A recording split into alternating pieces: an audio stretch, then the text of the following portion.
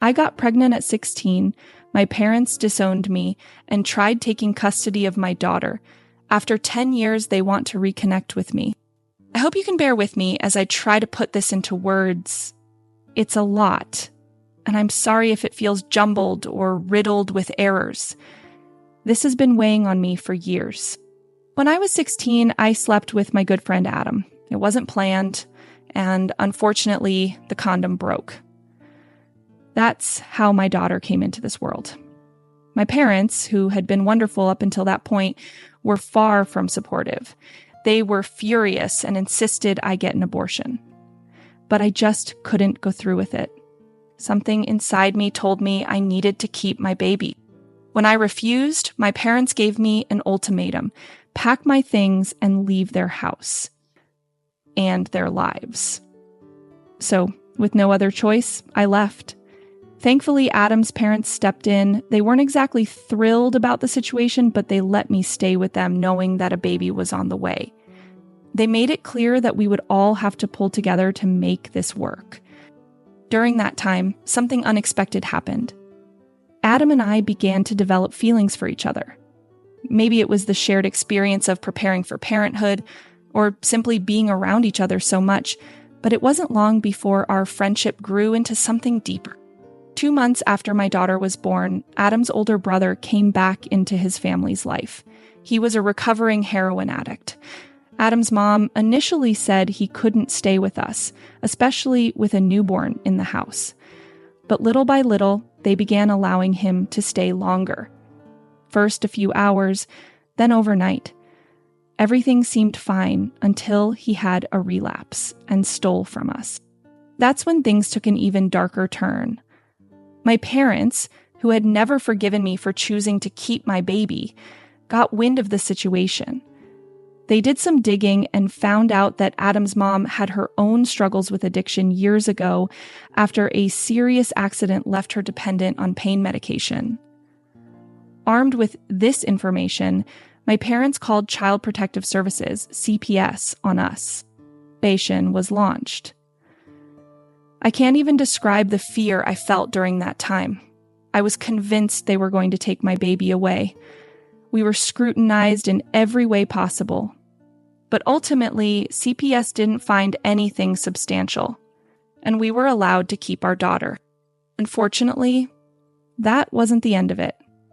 My parents made it their mission to keep calling CPS on us over the years. Living in a small town didn't help. Every little mistake I made seemed to get back to them. If I was late picking my daughter up from daycare because of work, even by half an hour, it was reported as neglect. If I was out late with her after a family gathering, it became an accusation of poor parenting. One Christmas, we had extended family staying at Adam's house, and my parents reported us for having too many strange men around. Eventually, the constant calls to CPS backfired on them. They were fined for making unfounded claims, and after that, the reports stopped. The last time they called CPS on me was 5 years ago, but the damage was done. Despite everything, Adam and I persevered. We got married when we were 23. Life wasn't easy. Both of us worked retail jobs while studying part-time. It took longer than average for us to graduate, but we did it with a lot of help from his parents. Adam is now an engineer, and I'm a graphic designer. We finally saved enough to move out of his parents' house and into a spacious apartment. For the first time, our lives feel stable, even normal.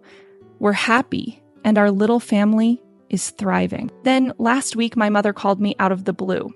She told me my father has been diagnosed with terminal cancer. His final wish, she said, is to see me and my daughter again. Now I'm torn. A part of me feels like I should go. After all, he's dying and this is his last request. But then I think about everything they put me through. They didn't just refuse to support me when I needed them most.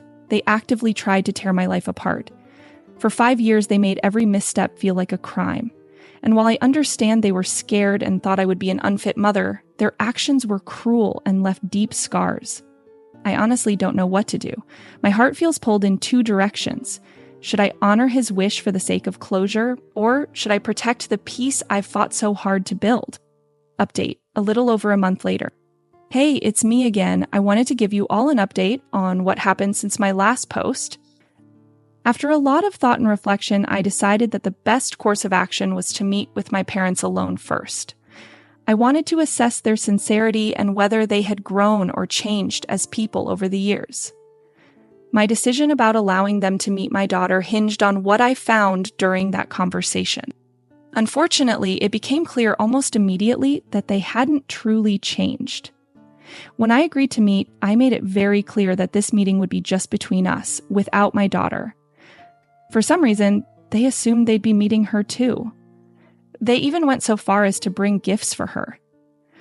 The disappointment on their faces when I showed up alone was impossible to miss, and they didn't bother hiding it. We sat down to talk, but the conversation left me more frustrated than anything else. They failed to take any meaningful accountability for their actions in the past. Every so-called apology they gave me started with, "We're sorry if you felt." The kind of non-apology that shifts blame back onto me. When I brought up the CPS calls and how traumatic they were for me and my daughter, they doubled down, claiming they were simply doing what they thought was best for her. Hearing that made my blood boil. I tried my best to keep calm, but it was incredibly hard not to lose my temper. They started bringing up every mistake I had ever made as a young mother, listing them off like a grocery receipt. Their main argument was that I was too young and irresponsible to raise a child, and that my daughter only turned out well by sheer luck. That was the final straw for me. I quietly laid down money for my meal, stood up, and said, "Well, it's clear nothing has changed. You are still the same heartless people who threw me out when I needed you the most. You made my life a living hell for 5 years, and you will never meet her. She is happy, thriving, and has loving grandparents who were there for us when you weren't." As I turned to leave, they started panicking. They raised their voices, insisting that I couldn't withhold their grandchild from them.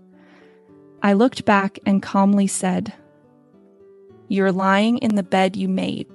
I walked out and haven't spoken to them since. Any letters or emails they send me go straight into the trash. For now, I've made a firm decision to keep them out of my life and my daughter's. I plan to explain everything to her when she's older, and if she decides she wants to meet them, I won't stop her. But as far as I'm concerned, they've lost the privilege of being in her life for the foreseeable future. Edit. Thank you all for your concern, but I am not in the US. Grandparent rights are not a thing where I live, so legally I have nothing to worry about. I feel the need to clarify something since there seems to be some confusion. I'm not asking for advice on whether or not to give in to my parents' requests. That decision has already been made. It's not a matter of me being unwilling to reflect on the situation. This is a final decision. For those asking about my daughter, yes, she's in therapy. The multiple CPS visits caused by my parents were deeply traumatic for her, and I wanted to ensure she got the help she needed. Thanks to that support, I know she's happy and healthy, both mentally and physically. I hope this update clears things up. I appreciate all the support from everyone who reached out and offered kind words during this process. Now, on to the next story. It turns out my father didn't abandon me like I always believed. He didn't even know I existed. When I was 14, my mom and the man I called Dad sat me down to reveal a truth that completely shook my world. The man I had always known as my father wasn't my biological father. He had married my mom after I was born. And they decided I deserved to know because people around us had started making comments about how I didn't look like him. I had even begun to wonder if I might have been adopted. The story I was told was simple but devastating. My biological father had no interest in having a child. He didn't care when my mom told him she was pregnant, and she cut all ties with him after that. To avoid drama, she chose not to pursue child support since her family was financially secure. I won't lie, learning all of this hurt deeply. But with the help of my mom and dad, I managed to move on. They were my family, and that was what mattered. Unfortunately, life has a way of throwing curveballs, and last year my mom and dad decided to get divorced. There was no big fight or scandal. They simply didn't love each other romantically anymore. They stayed friends, which I'm grateful for, but the divorce brought up old feelings I thought I'd buried. I found myself thinking about my biological father a lot. Out of curiosity, I searched for him online. I didn't know what I was expecting, a man who looked like a villain, perhaps, given the story I'd been told. But when I found his social media profile, he seemed normal, just an average guy. One night, after drinking more than I should have, I made a terrible mistake. Fueled by alcohol and years of suppressed emotions, I sent him a message. It wasn't a kind one. I accused him of being a terrible person for abandoning me and called him all sorts of awful names. The next morning, I woke up with a mix of embarrassment and dread. When I checked my phone, I saw he had replied. His message was polite but confused. He claimed he had no idea who I was or how we were related. He even suggested I might have mistaken him for someone else, ending his message by wishing me well. Even though I was sober by then, his reply made me angry. I shot back another message, this time explaining in detail who I was, who my mom was, and everything she'd told me about him abandoning us. His response, which came later that evening, completely changed everything.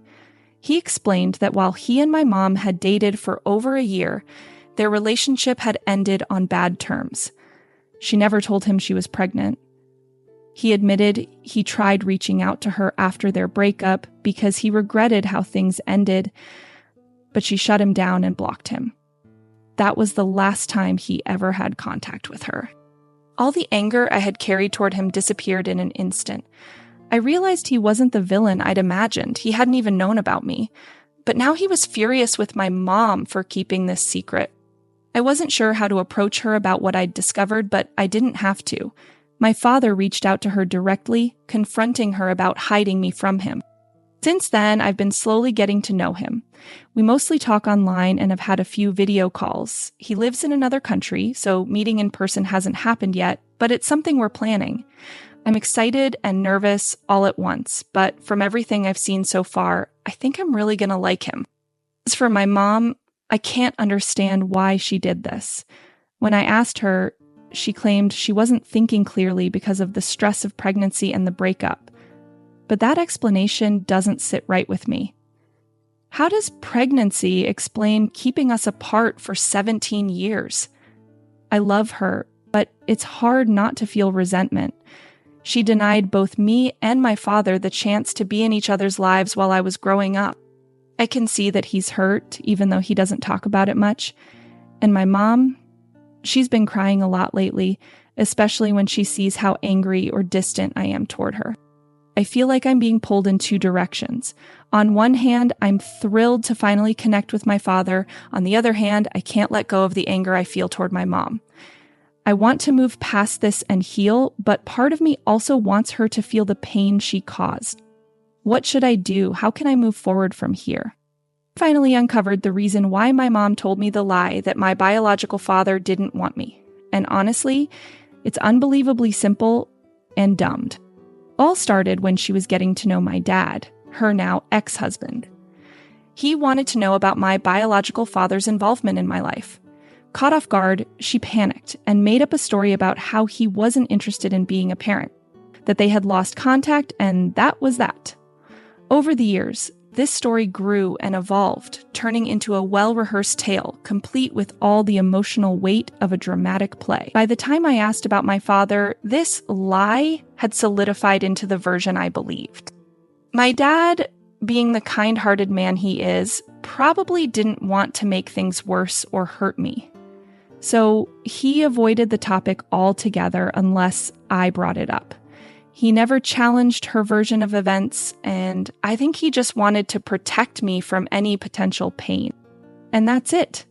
That's the entire reason I didn't know my father for my whole life up until recently. My mom didn't want to look like a spiteful or neglectful person who chose not to inform someone they were a parent. Ironically, in trying to avoid that, she's ended up looking exactly like the kind of person she didn't want to be perceived as. I am beyond angry with her. It's hard to keep my emotions in check when I'm around her. Sometimes I just want her to feel the pain and regret that I've been carrying since I found out the truth. I missed out on so much, on knowing my father, on him being part of my life as I grew up, and on creating memories with him. He missed out on all of that too. And while I know I'll eventually rebuild my relationship with my mom, right now I can't even think about forgiving her. But there is some light in all of this darkness. I finally met my father. After my last post, a lot of people gave me advice on how to approach meeting him. Some even thought I'd have to fly out of the country to see him. But it wasn't that complicated. Everyone I spoke to who knew him, whether from the past or the present, had nothing but good things to say about him.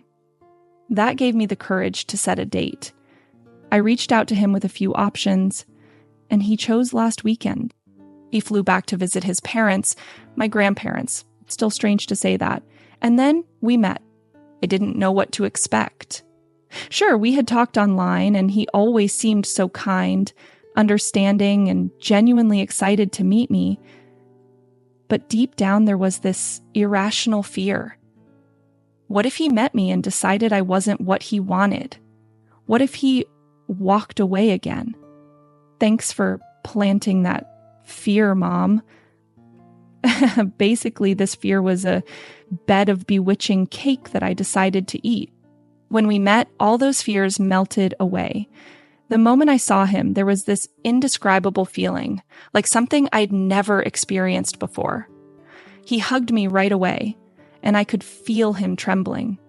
I think he was trying to hold back tears, which only made me start crying. It was overwhelming, but beautiful. We spent the entire weekend together. From the moment I woke up until the moment he had to board his flight, we were inseparable. We talked about everything, my childhood, his life, our interests, our families. He wanted to know every little detail about me. And honestly, that made me love him even more. What truly touched my heart, though, was when he asked if he could meet my dad. He wanted to thank him for being there for me and raising me. He made sure I was okay with it first, which showed how thoughtful and respectful he is.